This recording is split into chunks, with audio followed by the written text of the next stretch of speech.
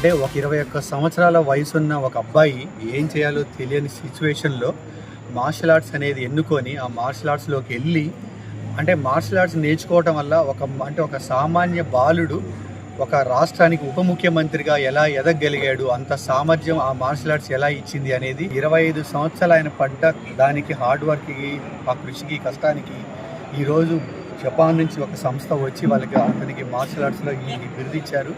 So దీని గురించి మన మోడీ గారు కూడా మొన్న 2 days బ్యాక్ ఇది లెటర్ రిలీజ్ చేయడం జరిగింది. ఇందులో మన అధ్యక్షుల వారి నియోజకవర్గంలో వచ్చి కేక్ కట్ చేయడం, మీ అందరూ హ్యాపీగా ఉంటారు, నాకు ఎంతో సంతోషంగా అనిపించింది. మీ సపోర్ట్ ఇలానే ఉండాలి. మన అధ్యక్షుల వారికి ఇట్లాంటి అవార్డ్స్ ఇంకెన్నో రావాలి. ఆయన ఈరోజు ఉప ముఖ్యమంత్రి స్థాయి ఇంకా ఎంతో స్థాయికి ఎదగాలి. ఈరోజు నా లైఫ్లో చాలా హ్యాపీయెస్ట్ డే. ఎందుకంటే ఇది ఇక్కడ మీ సందర్భంలో చేసుకోవడం అనేది నాకు నిజంగా చాలా హ్యాపీనెస్ ఇచ్చింది. ఇక్కడికి వచ్చిన మీ అందరికీ మనస్ఫూర్తిగా థ్యాంక్స్ చెప్పుకుంటున్నాను.